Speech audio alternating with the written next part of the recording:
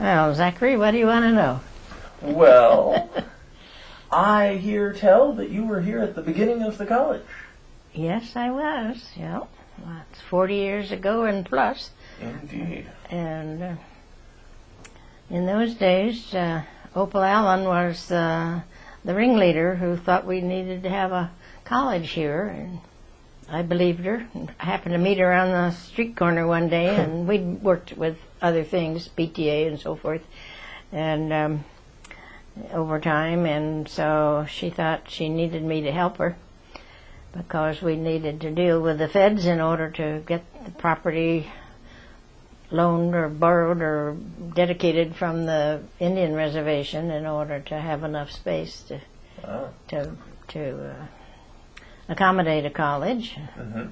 So those were the early beginnings. Were really pretty much dirt and rock stuff. Yeah.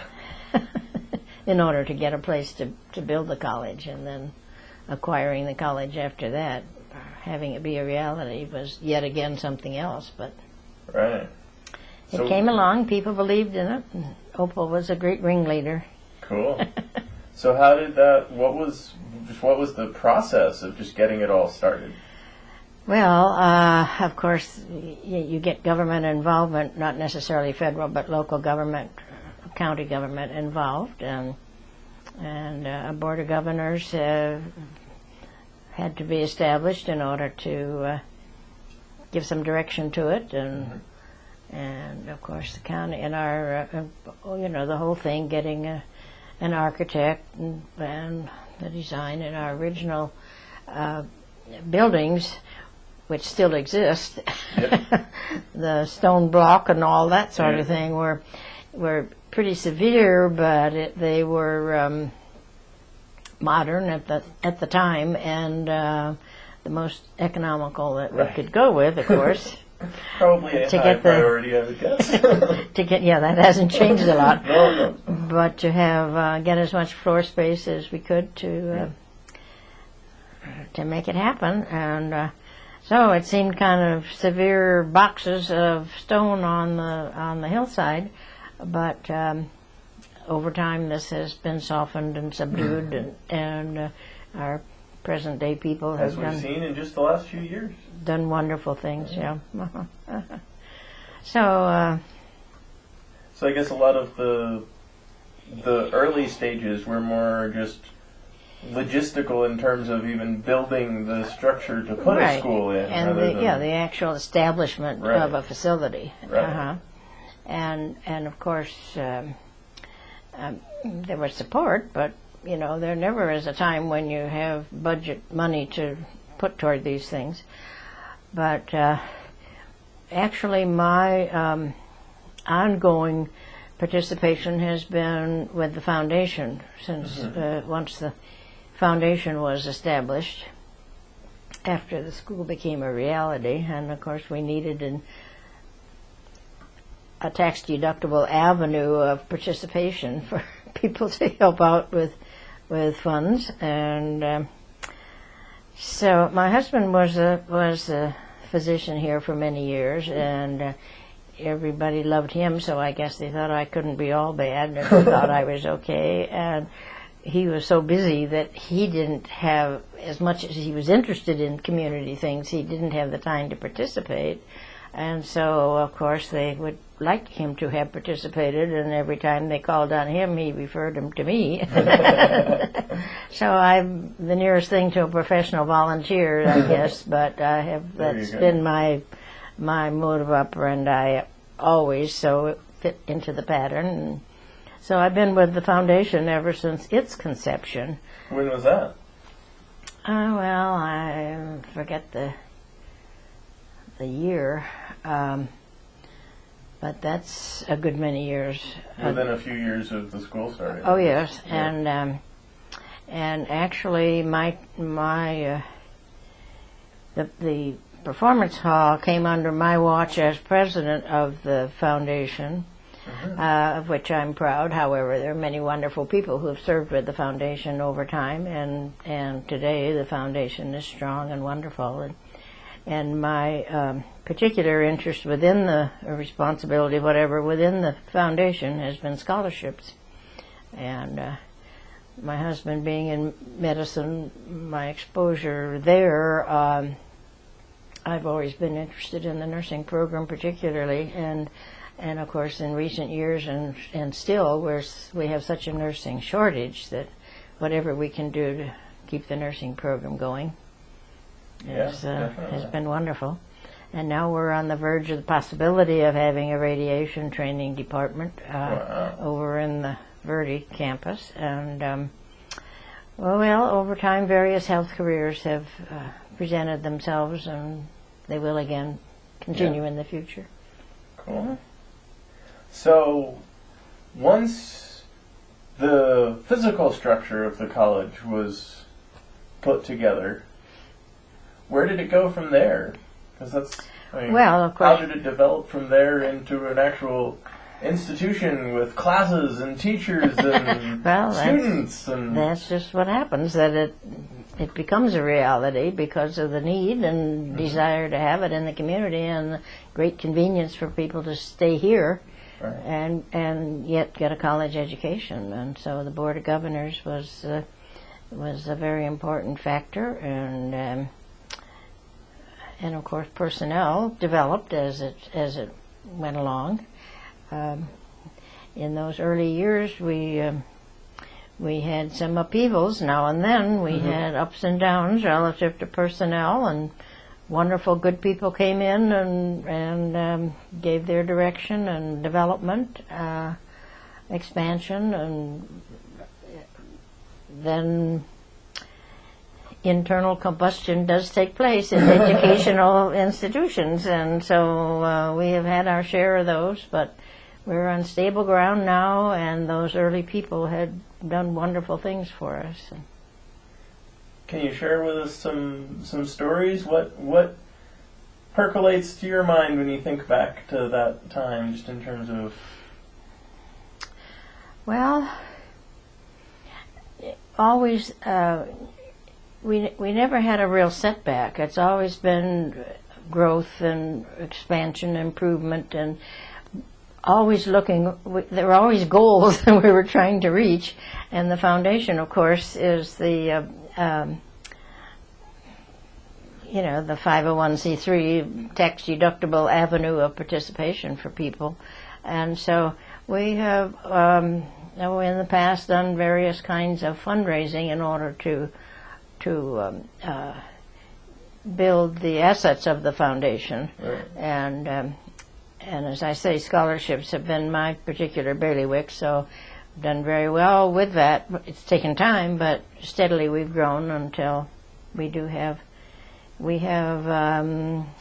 80-some endowed scholarships. It takes $10,000 to establish an endowed, and then they can add however they want to it. But the revenue from the endowed funds are what we use for the actual scholarship payouts each year. So that accounts for a whole lot, but that's a stable scholarship count, and many wonderful people in the community have participated there. And of course that's room for memorials and that sort of legacies also.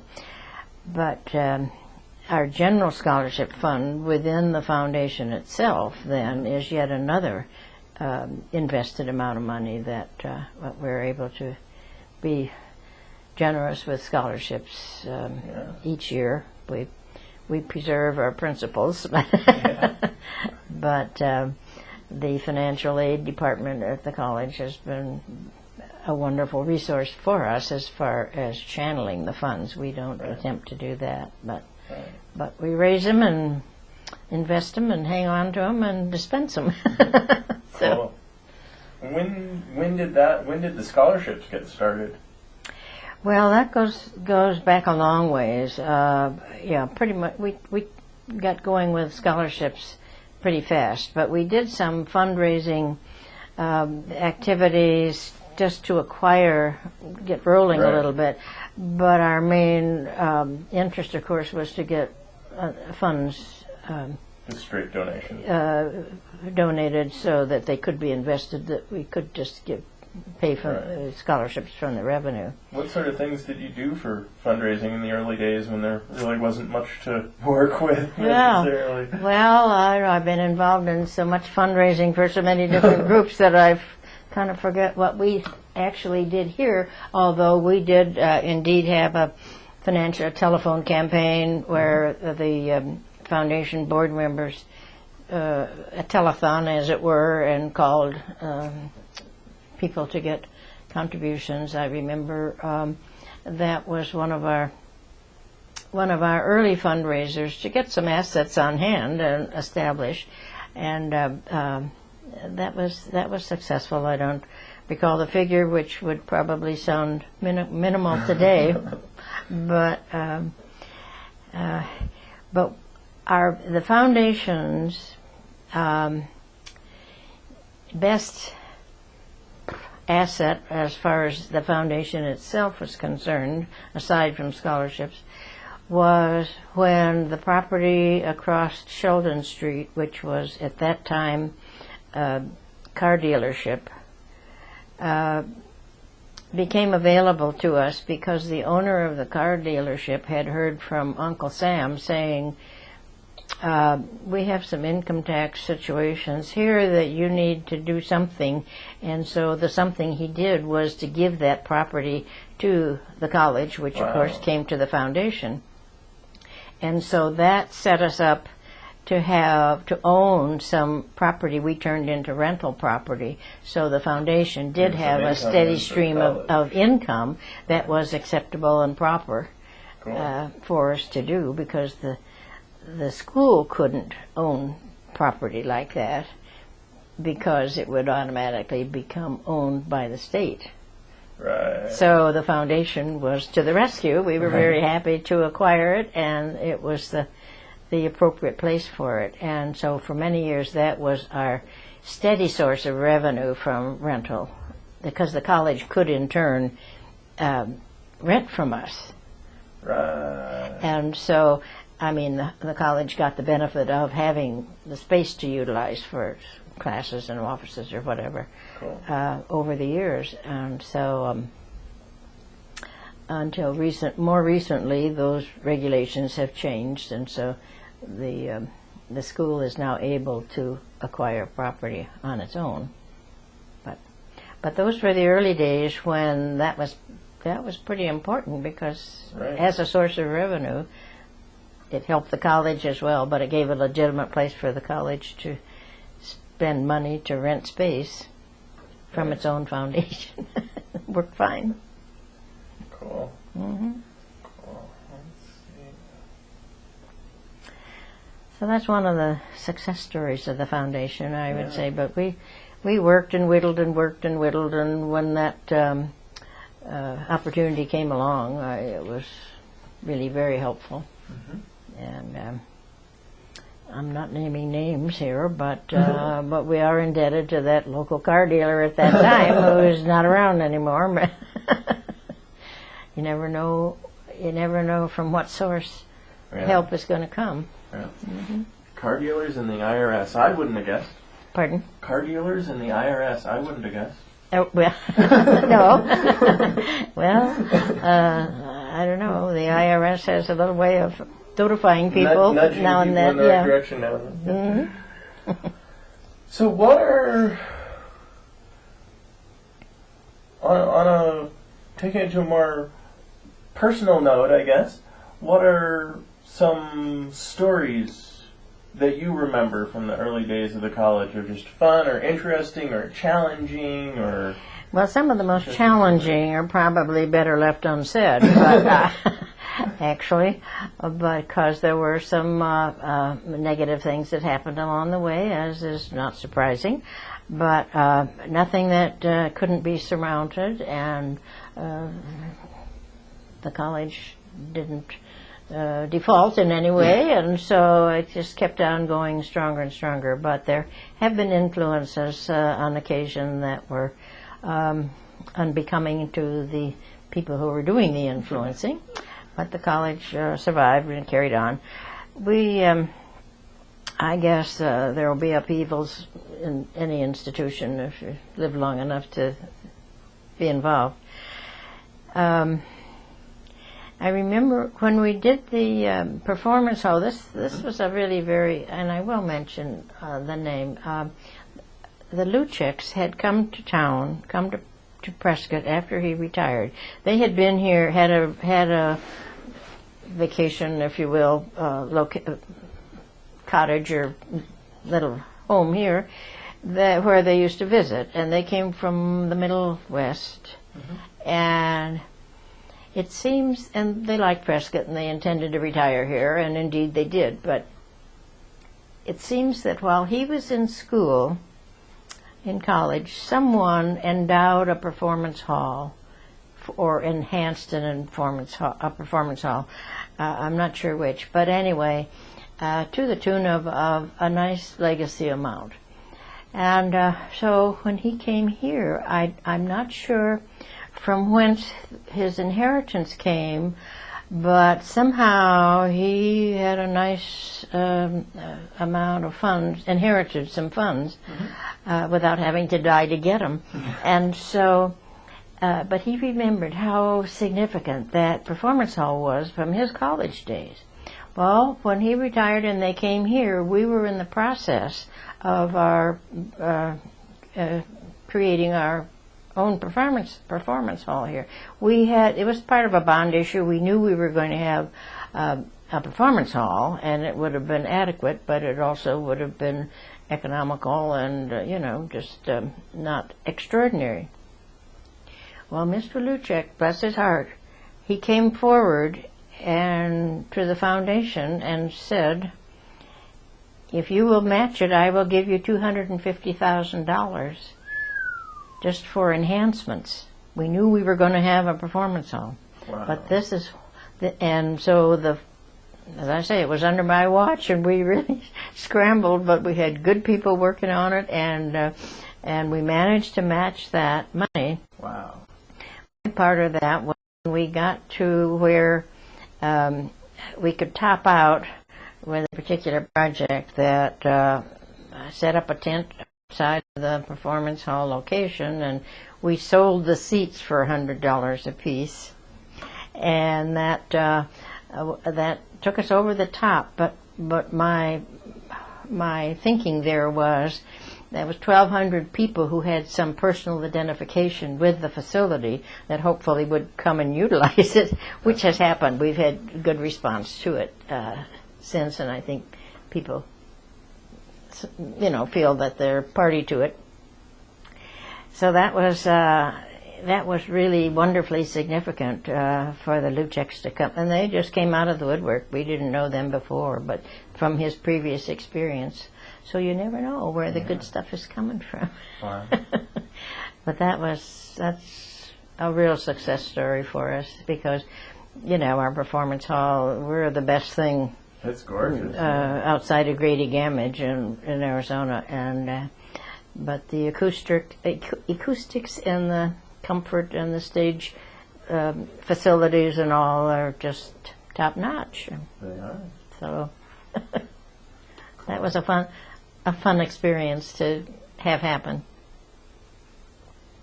Cool.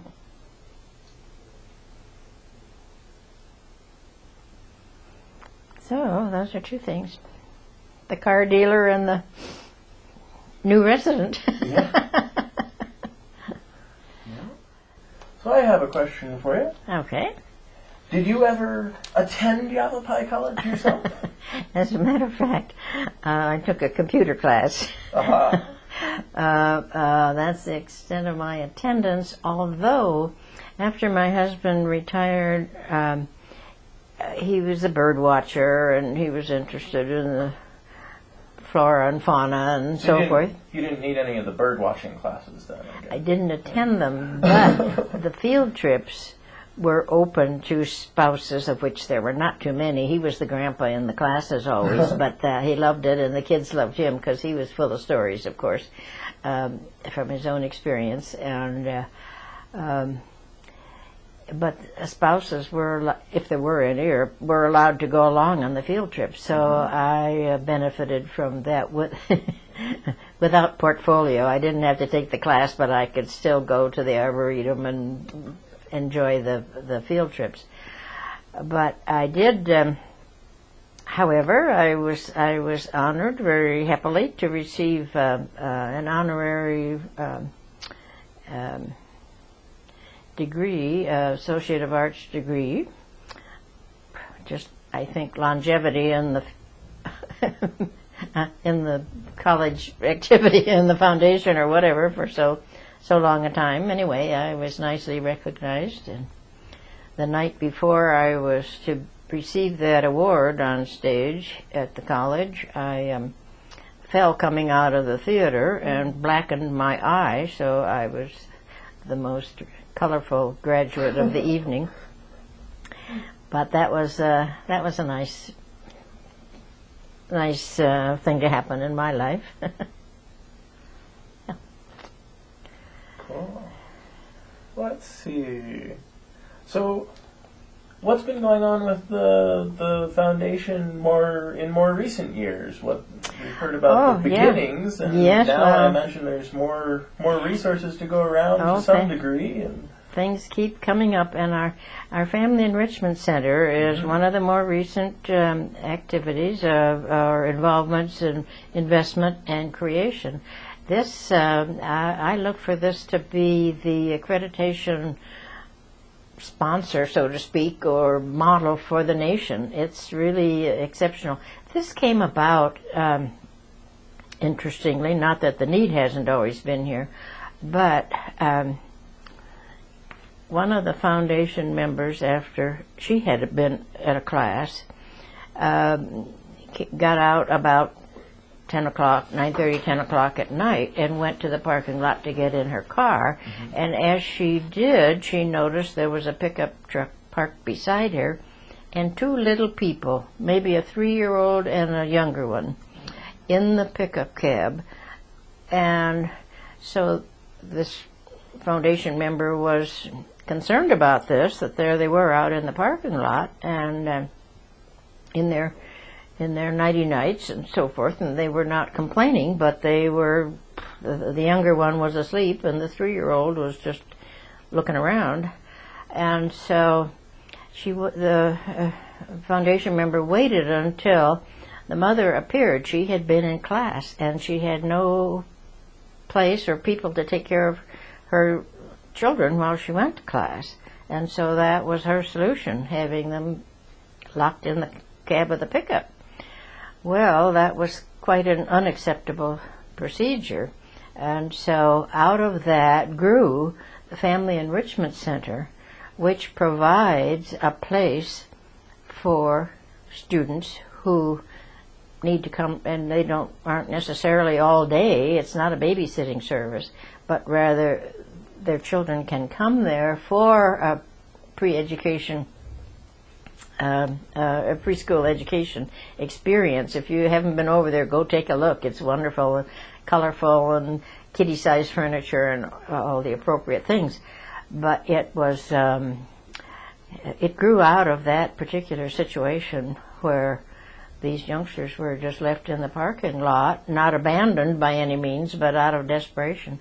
And so this now gives an opportunity for students who need, and it could, they could leave them there for a couple of hours or for one class or two or an afternoon or whatever. And we do have scholarships in that area as well. But raising money for that building was a bit of a challenge. However, it's there and operating and meeting a great need, and it's being very successful. So is does it costs money to? Well, they do pay. It's not top drawer, but I'm not sure if it's actually a sliding scale, but somehow it's made, and we do have some scholarships there. So we're not turning people away because they can't pay. After all, they're working toward bettering themselves for a job or whatever, and all sorts of circumstances that lead to the needs, but the needs are definitely there. And then Actually, the Del Webb Corporation came to the rescue early on to give us a cushion from which to start raising money, which was a help. But Webb, not to be confused with the Susie Webb Community Room over in the library building. Mm-hmm. Susie Webb was the local girl, and she was our Miss Yavapai, Miss Arizona, and went to the Miss America contest. Wow. And so forth. A brilliant, beautiful girl in her own right, and she worked with the floating colleges, on board ship, and also in administration areas. She was a very talented girl, and unfortunately, she succumbed to cancer at the age of 52. But she had been interested in Yavapai College, had been on the foundation for a brief period earlier, and when her estate came to Yavapai College, and we were able to create the community room in her name, and there's also a scholarship in her name. But the community room, that's relatively new, or something over a year now that's been identified, but it's a place where the community can come in for events and activities and get that additional link to the college and get acquainted with what's what and where to go and where to find a parking place. Always a good thing to let new people know.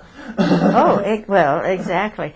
But primarily, it is a community college, and so we want the community to not only know about it, but to be specifically involved. And the performance hall has done a lot of that, but obviously the classes and the programming of classes. And making courses available, or through the courses of study available through the scholarships. By the way, we have a brand new scholarship program, mm-hmm. not taking away from anything else, but this is the thought of putting a student through college. And so we are now, for the fall semester, mm-hmm. this year, we have our first sponsor, and this is where a sponsor agrees to pay for 5 semesters. Wow. Cost to go to Yavapai College. Wow. And this is very significant because this is someone, granted they're going to have to maybe live at home or whatever, but as far as meeting the costs, the total is $20,000. Wow. And that's what it is today anyway. And so they can pay $4,000 for each of 5 semesters because they can't always get the associate degree within 4 semesters. However, if it takes 5, they're covered. And so it's a new idea, but it caught on, and we're rolling with it. We have our first sponsor for the fall, and we're looking for more. So that links up one specific sponsor with one specific student, then? Exactly. Keep it personal. Well, very personal. Now, of course, one of the good things is that this is tax deductible. Right. You can't say, well, I'll give you $20,000 so my grandson can go through Yavapai. Right. That doesn't work that way because the donor does not select, and nor do they know particularly. There's nothing says they can't get acquainted. Right. But this is designed for those people who have the wherewithal that they could be putting somebody through college, not at such a bargain price anyplace else, but they could be putting somebody through college, but they're not because they don't have somebody to put through. Right. And so we're hoping this will appeal to some people who will appreciate how valuable this is for an individual. Right. And so we're excited about that. And the student gets, even if they don't get to know the person, they mm-hmm. get to recognize, wow, here's this name. That's one particular person who's doing this. And they may very well get acquainted, and that's okay. But they don't necessarily have to. Right. But the good of it is, well, aside from the tax deductibility, which doesn't hurt, but it's just such a good, warm feeling to know that it's such a valuable experience to provide. Yeah, Mm-hmm. definitely. So, what other scholarships do we have here? Well, some of the scholarships. We have lots and lots of scholarships here. Not all from the foundation, by the way. There are some federal scholarships, and there are some corporate scholarships, and various sources of scholarships are available in addition to the foundation provisions. But and when people an endowed scholarship, to establish an endowed scholarship with $10,000, the income of which is utilized as scholarships, the donor has the privilege of specifying criteria if they want it to be in the business or music or whatever they might choose to specify, and they can specify whether it's for need or and there is a standard grade requirement through the financial aids of the college that some people can specify otherwise if they wish, but it's a wonderful way to make your money be perpetually helpful and just go on and on. And we, as I say, we're just short of 90 such scholarships, which is pretty significant. Yeah. Mm-hmm.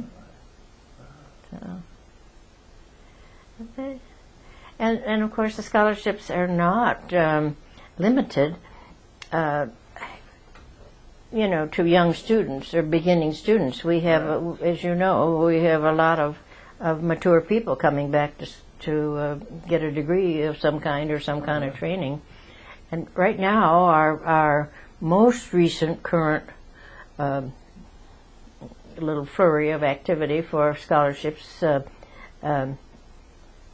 at the technical program, but we're just getting the Ruger building out. That having that space is so wonderful, and was getting that building up a foundation project too? Well, actually, that was the college was able to acquire that, and needing the space. Well, it's more space than they would have needed for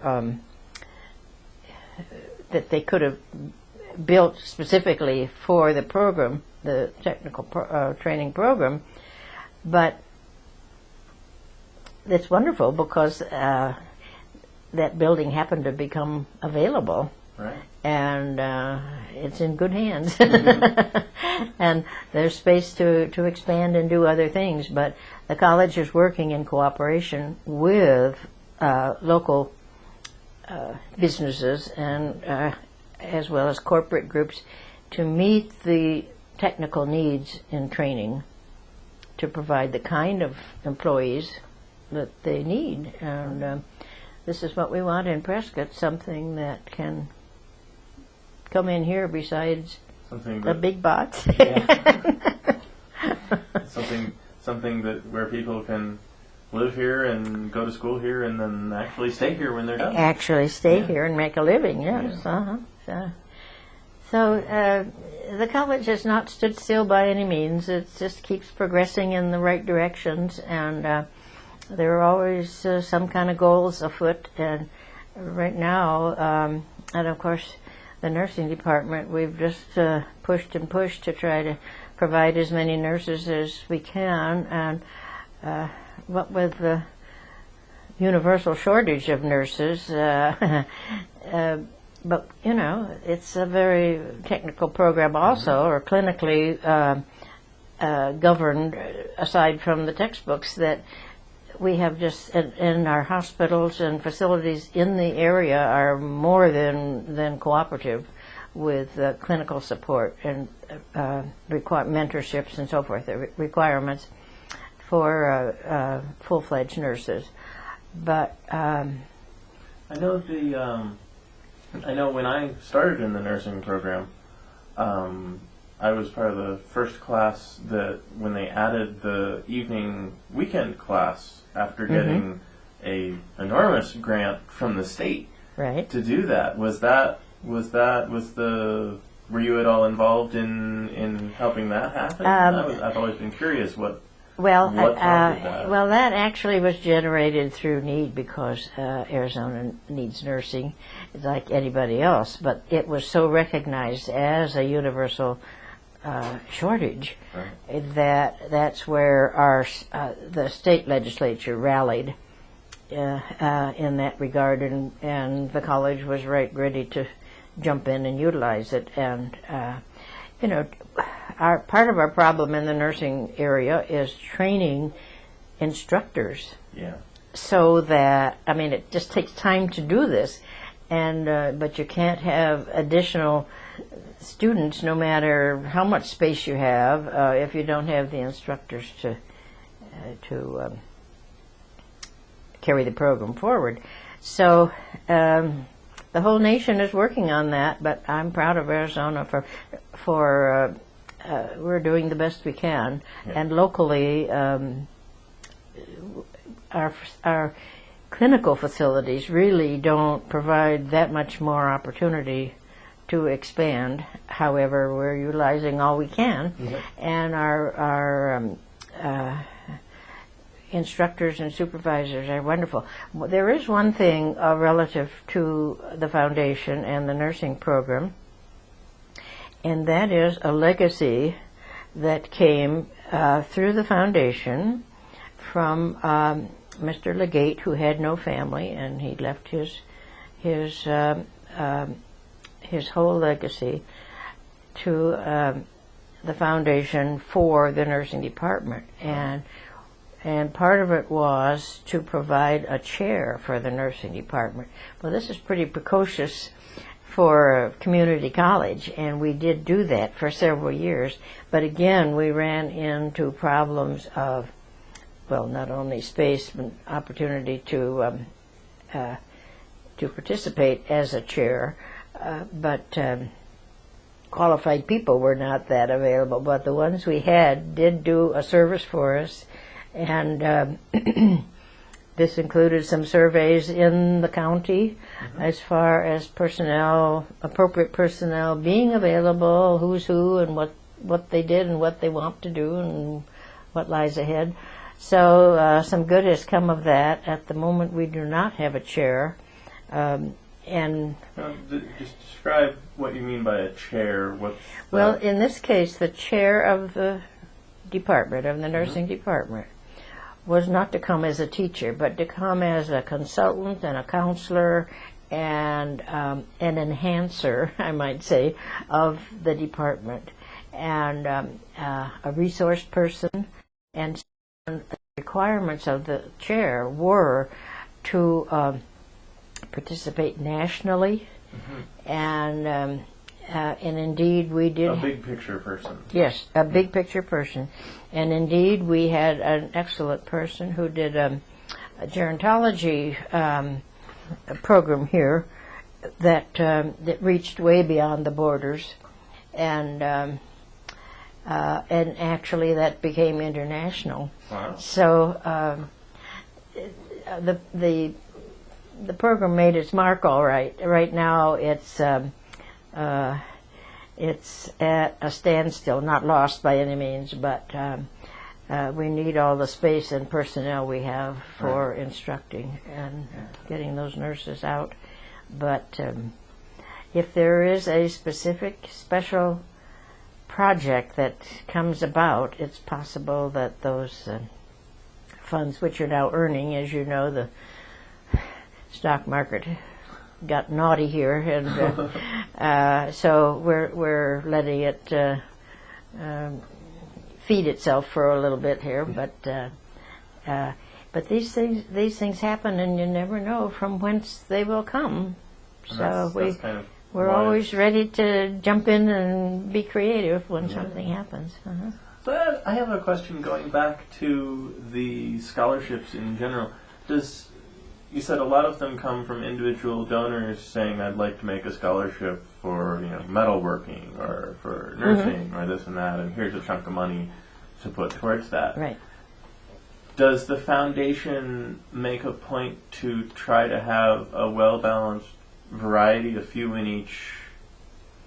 available for each division of the college, and try to maybe seek out donors to fill in the gaps here and there, or does it all just kind of fall into place? Well, actually, the Foundation Scholarship Fund is general, and it's pretty much the financial aid people who screen the applicants and that can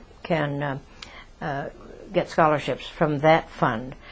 As far as the foundation, these individual ones that are individual, like the $10,000 endowed scholarships, Right. Generally are designated. Not all of them, just for an field of interest, Right. but not necessarily some. But anybody can make. It doesn't take $10,000 to create a scholarship. Right. I mean, that's the perpetual type. But And $500 and say, hey, give it to somebody.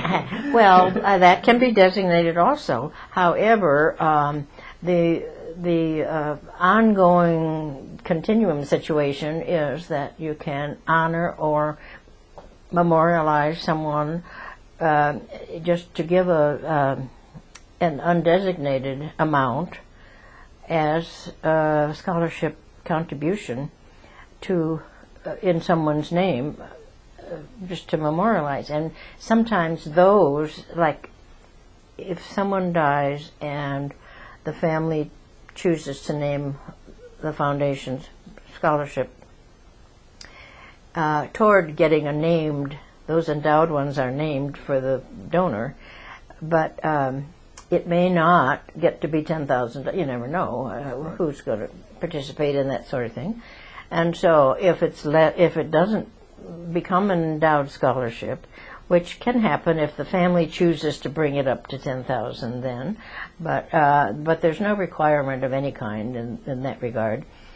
But the monies all go towards scholarships, because then if it's less than the $10,000 endowed, it goes into the foundation's general scholarship fund, and the revenue from it is utilized, and so a goodly number of scholarships come from that fund as well.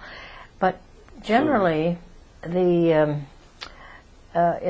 need is recognized through the financial aid department. Right. So the specific scholarships where somebody says, I want to make a scholarship for this department, are just kind of whatever appears, but the general funds get dispersed broadly enough that it all evens out. Yes. In that I mean, the individual criteria requests are respected, and every once in a while, we won't have a program or a course offered in that particular requirement. Well, then those funds just build in that specific one. Now, for years we had a piano scholarship, for example, and we had no piano program at Yavapai. Well, once the piano program was created several years ago, those funds were still there to be utilized, and it's great. More people got them at one time. Mm-hmm. Cool. So no dollars are wasted. They're either utilized or earning. And as I say, the endowed ones are perpetual, and otherwise any amount can flow into the general foundation scholarship fund. But the college has many resources for scholarships as well as the foundation. Right. So cool. We reach a lot of people. Yeah, definitely. You reached me. Oh, good. In fact, boy, did it help. In fact, I bought some flowers from a gentleman yesterday, and he said, I recognize you from somewhere. He said, oh, it's from the college, and he was complimentary about scholarships and how important they were. And so you never know. It reaches out and out. It's quite a network. Yeah, definitely. Well, we've got a few minutes left. I was wondering, what's just one of your favorite memories associated with the college from any of the time you've been here? What touched you? Well, I was complimented personally. Felt complimented that the nursing department wanted me to give or asked me to present the nursing scholarship awards from the foundation, and then my husband and I had a personal nursing health careers scholarship, and a couple of other friends who asked me to do the presentations for them. And until it got a little unwieldy because there were so many as the thing grew, but I got a reputation of unabashedly utilizing the microphone on the stage at the performance hall with a captive audience to let them know that scholarships were available to fund, and anybody could contribute in any amount. And so that was kind of fun. And then just presenting the scholarships to the individuals was a great experience for me. And everybody who got a scholarship got a hug as well. And not everybody particularly wanted a hug, but they got one. Because I was so appreciative of what it takes to go through the nursing program. This is not the easiest program on the campus. No, it's not. But it's such a valuable one that that I was. So I certainly accepted the fact that when the classes got larger and larger, that they couldn't take time for that sort of thing. But one day after the fact of my having presented them in years previously, and as I was leaving, somebody came over to me and said, "I missed your presentation today." So I thought, well, somebody was listening. Yep. So that was a fun time for me. Cool. I don't mostly I work with others. No one person can do anything of consequences. My belief, I always try to involve other people, and have had some good committees, good people on committees within the college, and whether they were temporary or otherwise. And of course, the sculpture garden is How did that happen? I love that. Well, that's from the friends of the art gallery. Actually, the art gallery started in the car dealer's building across the way, and when we built the performance hall, we accommodated the art department to that as well as the gallery, and so that was opportunity for public involvement and participation as well. But the friends of the college art department provided the motivation for the sculpture garden and fundraising, and have been organized throughout to be helpful. And that's one of the good things about the college as well, that we have the Rough Riders relative to our astounding athletic program here, both male and female, and of course the friends of the art gallery, and then there is PACE, the donors who support some of the performance hall programs to keep the prices down and to be able to get some of the outstanding entertainers we've had. Yeah. So the individual organizations within the college structure that involve non-student population to be supportive has taken off and been wonderful in a lot of directions. But the sculpture garden is just such an asset to the community, and quite remarkable. The landscape lend itself to such a thing, but it also is purposeful as far as having the benches there for people to meditate or study or whatever. That's been a cultural addition, I think, to the community. Definitely. Mm-hmm. Excellent. All right. Well, all this commotion that's going out on the road, I don't know what's going to happen. It was a great advantage for the college to get the transportation department buildings, and then instead, because that was a combobulation, to have access from the road. This way, it has access from the college side. Right. And the college has utilization of those properties, including the Rock House, which is actually an historic building going way, way back. Wow. But that was important space acquired without having to start from scratch on construction. Because, the legislature hasn't been that generous with community colleges. In recent years, we've last year or so taken a hit here. Very generous with much due to things beyond their control too. Well, yes. All due respect, we do have some outstanding community colleges in the state, but we feel that Yavapai is right there at the top.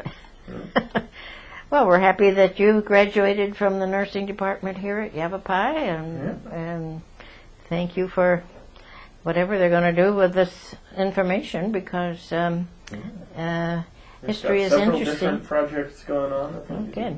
We have so many new people in the community that they need to know some of the background of. I've learned a lot about the college just conducting these interviews. Wonderful. Okay. Yeah. All right. Well, thank you very much for coming and talking to us and telling us about Yavapai College. You're more than welcome. As you can tell, I can talk.